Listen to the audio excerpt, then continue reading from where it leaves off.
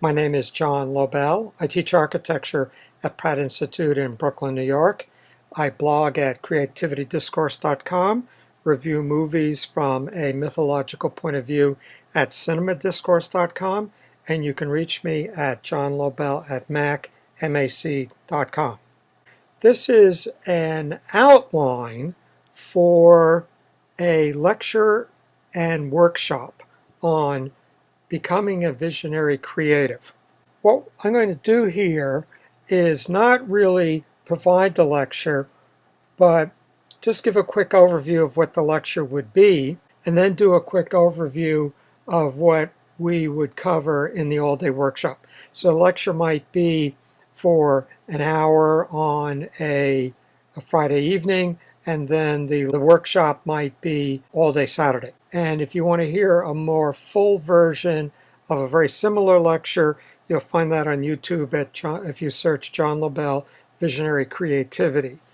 You'll find a lecture there. But here I'm just going to describe what I would do. So part one will be the lecture, and we begin with the observation from Shelley, poets are the unacknowledged legislators of the world. So what does it mean to be a visionary creative, and how does one become one? So my definition of a visionary creative is a person who swims in the spirit of their age. The things they create in art, design, science, technology, business embody that spirit, and at the same time pull us into the future. The visionary creative is embedded in their world, and at the same time is instrumental in the destruction of that world and the creation of new worlds. And this is the reason that visionary creative is both celebrated and feared. So I'm going to begin with 5 portraits, and let's just do an overview of one of them, and we'll describe who each of these people are, if there are any you don't recognize, as we go. And we'll look at Leonardo da Vinci, and what I want to do in each case is look at how they participated in and helped create their world, and at the same time helped destroy the previous world.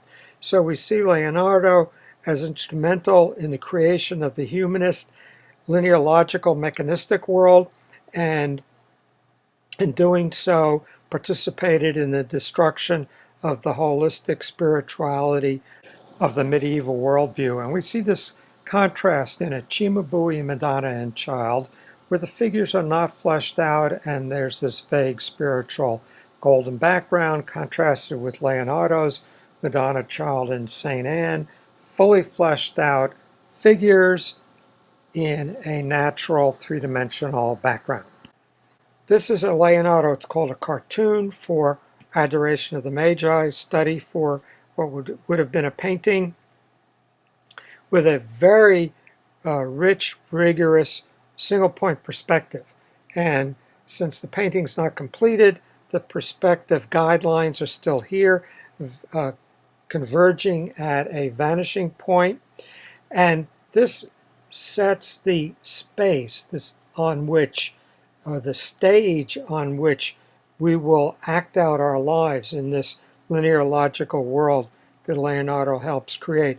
Here is one of his famous paintings. This is the Mona Lisa. This is a digitally restored version, imagining what the colors were like before they faded. And again, we have the humanist figure in the foreground and nature in the background, secondarily. We understand the human being in mechanistic anatomical terms. These are some Leonardo's anatomical drawings which parallel his mechanistic drawings. Here are some of his studies of flight. And this is again Raphael, School of Athens. And here we see in the center on the left is Plato pointing upward, indicative of his idealist philosophy of the ideal forms, and Aristotle on our right pointing outward, indicative of his pragmatic worldly philosophy. And then, so we see deployed around Plato and Aristotle a whole group of figures who are from our contemporaries of Raphael or our ancient Greeks, who represent a full range of the complete person in philosophy, mathematics, art, and so we have here a vision of the human being as this rich humanist entity, occupying a mechanistic world. This is an orrery, a mechanical representation of the solar system. And so the bronze ball in the center is the sun. Around that move the planets. Around the planets move their moons. And it all works with a Newtonian clockwork precision. Now, what we just did is we looked at the world that Leonardo created or participated in creating, because obviously there were many humanist figures in the arts and in literature. And we'll do that for each of several figures. We'll do it for Beethoven, look at the creation of romantic world and sublime and destruction of the world of the Enlightenment. We'll see first the world is created by Mozart and Haydn, and the humanist world that we associated with Michelangelo's David, and then this notion of romanticism in several painters. And then we'll do the same for Vincent van Gogh. Look at the world that he undermined, the world that he created, and its relationship to the world around him at the time. We'll look at Frank Lloyd Wright and his ushering us into the 20th century, the world that he did away with, seen here in Palladio's humanist architecture. And the example for Frank Lloyd Wright we'll use is Falling Water. Look at its parallel to Japanese architecture, its parallel to Cubism, its parallel to Einstein's relativity, to Salvador Dali's surrealism, and to the notion of interiorization of the culture that we see in Carl Jung and Joseph Campbell and in James Joyce. And then we'll look at Lynn Margulis, her notion of symbiogenesis, which is an alternative to Darwin's natural selection, how she does away with the mechanistic world of natural selection and ushers in a world of networked flows of DNA. Her metaphor is Seurat's painting that's described in the park Sunday in the play Sunday in the Park with George, that these appear to be independent figures. When you get up close, it's all just dots. And that's our notion of bacteria and viruses carrying DNA. And then we'll look at what is the worldview of our 21st century in which we will be creating, and start with the question, what will be the new creativity? And see Campbell's statement that you can't say any more than you could say what will be tonight's dream. But we'll be able to look a bit at the stage that we'll be creating on. And we'll look at James Jean's,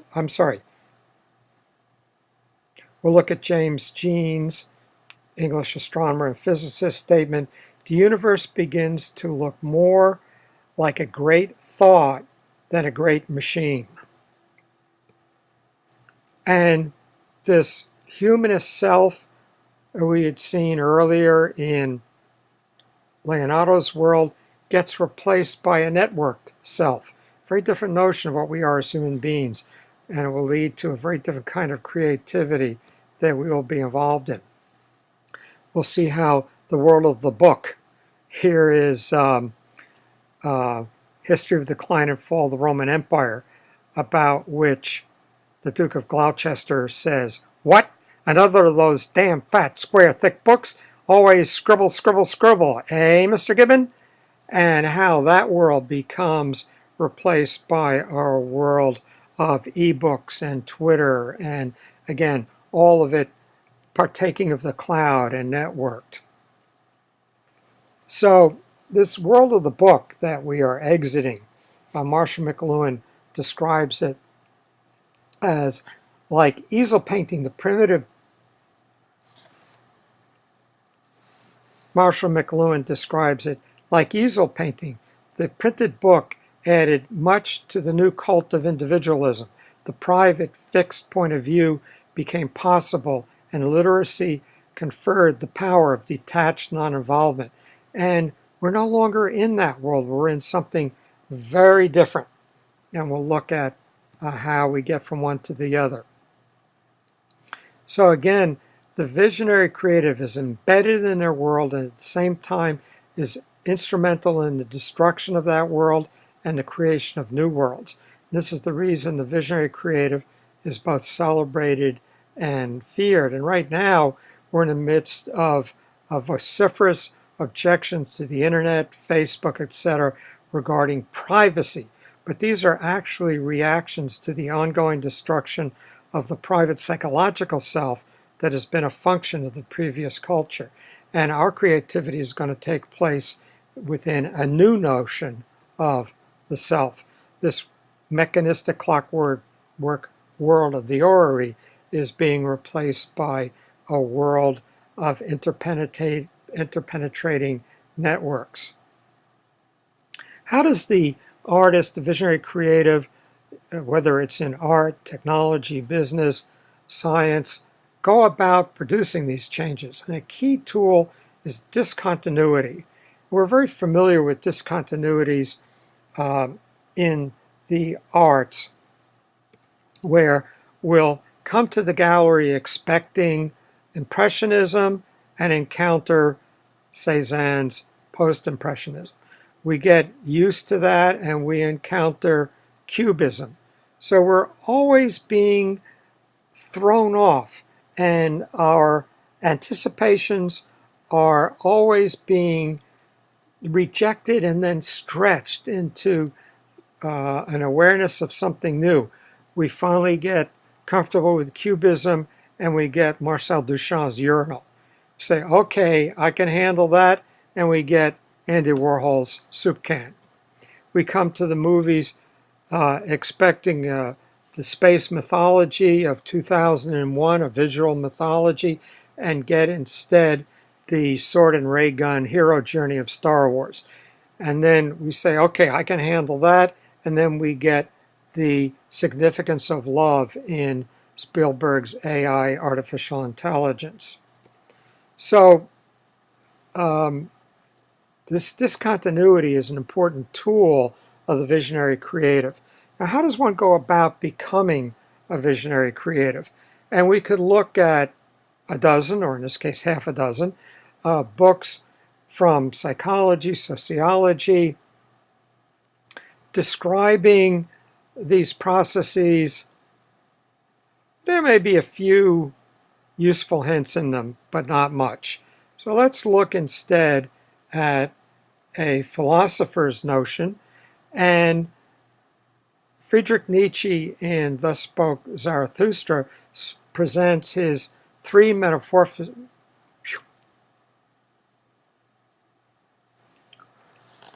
Let's look at the notion of a philosopher, Friedrich Nietzsche, who in his Thus Spoke Zarathustra presents the three metamorphoses of the spirit.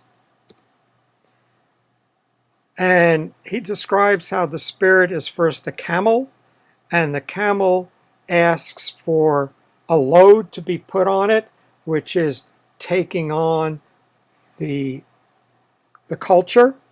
And then the camel runs out into the desert, becomes a lion, and If the camel took on a substantial load, it'll be a potent lion, and the job of the lion is to slay a dragon whose name is Thou Shalt, and then the lion becomes a child, a wheel rolling out of its own center, which can then create the world anew.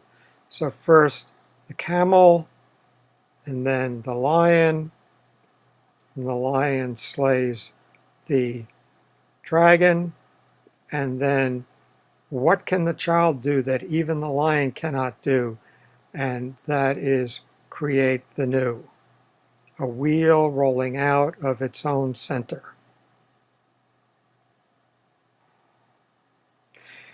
So we'll look at some creative figures. Here's one. J.K. Rowling didn't know she was going to write her Harry Potter books, but she had absorbed the material, Mallory's Le Morte d'Arthur, White's The Once and Future King. These became a background for her. But you don't know that in advance. Steve Jobs, in his Stanford address, said, you can't connect the dots looking forward. You can only connect them looking backward. And then there's this need to be alone. And so Rowling spent hours in the Elephant House when her child was in school, where she could work on her books.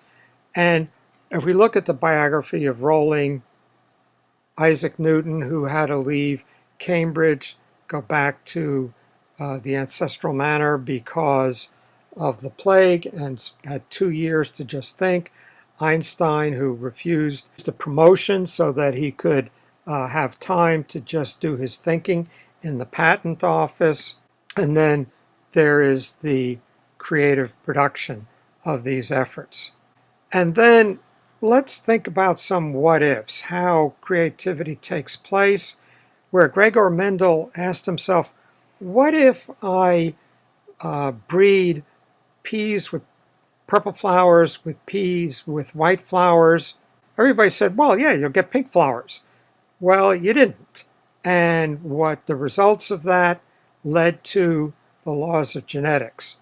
Then there's John Bell, who resolved what was called the EPR paradox, where he said, what if the particles do become entangled?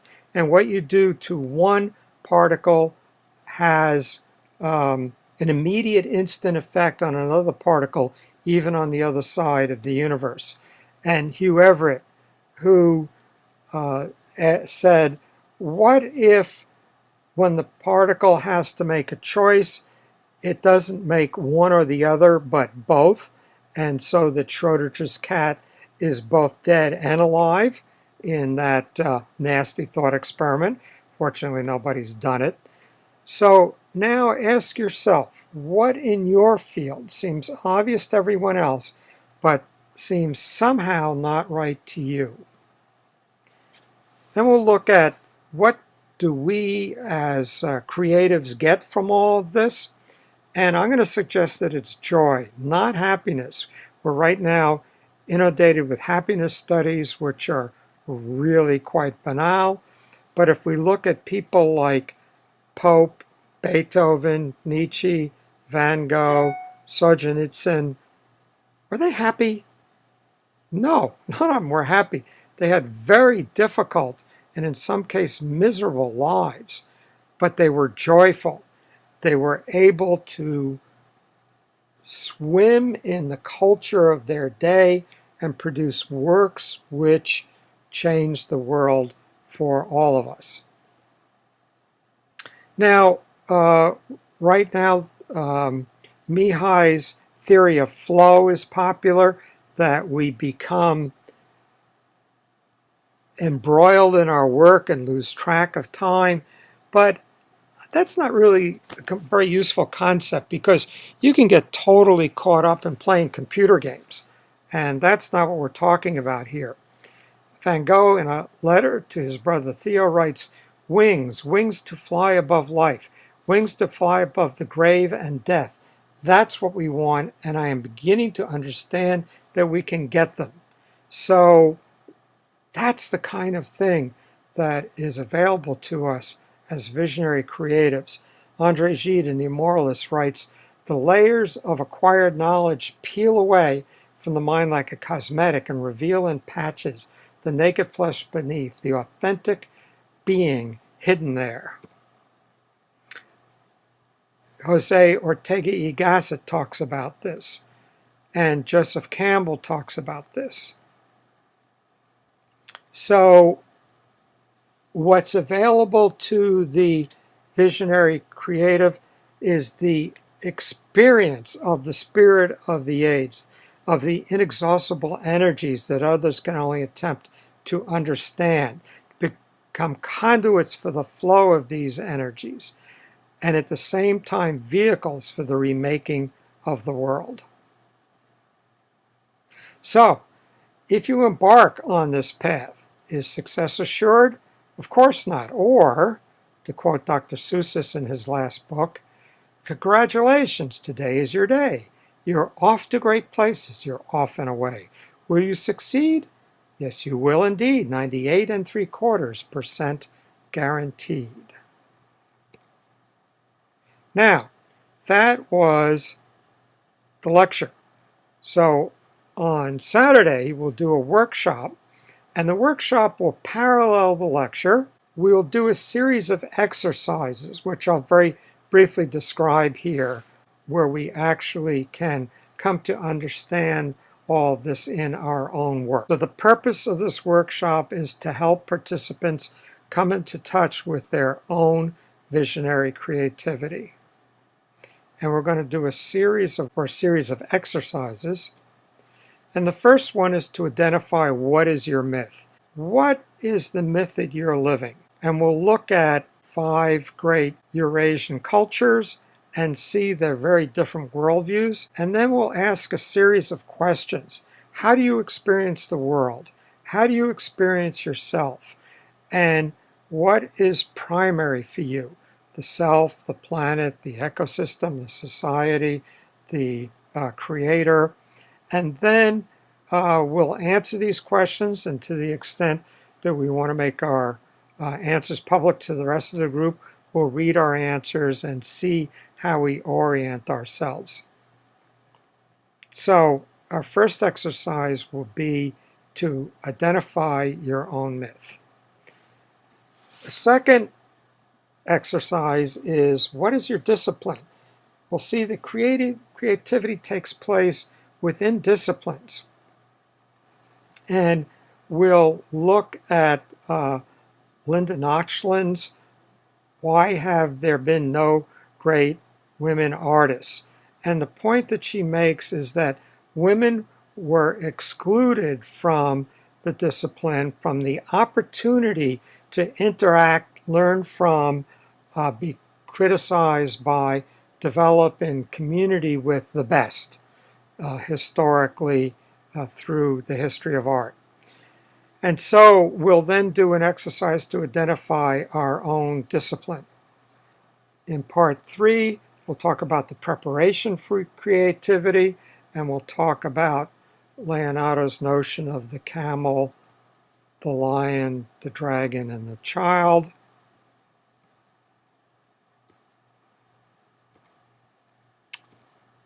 And then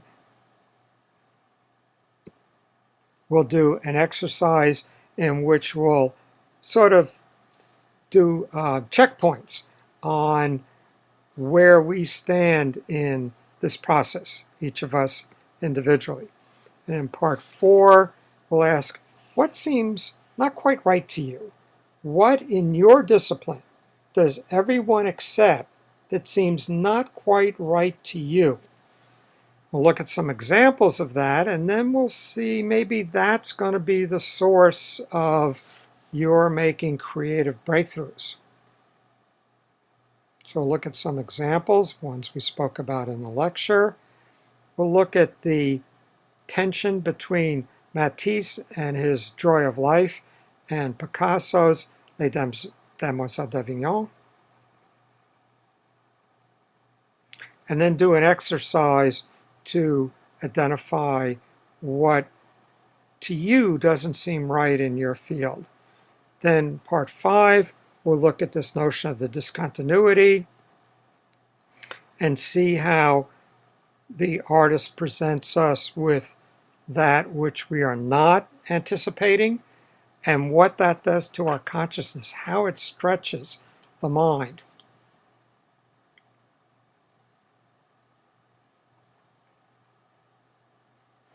See that in painting, we'll see that in movies, and then we'll do an exercise to identify how you can bring that into your work. In part 6, we'll ask what gives you joy. We'll look again at the examples that I described in the lecture, and then describe joy as opposed to happiness, and joy as being a participation in the energies of your world. And part 7, we'll talk about your new world and your new work.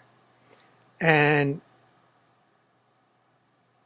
we'll do an exercise in which each of us will describe for us the new world you feel is struggling to be born and how you might help it come into being.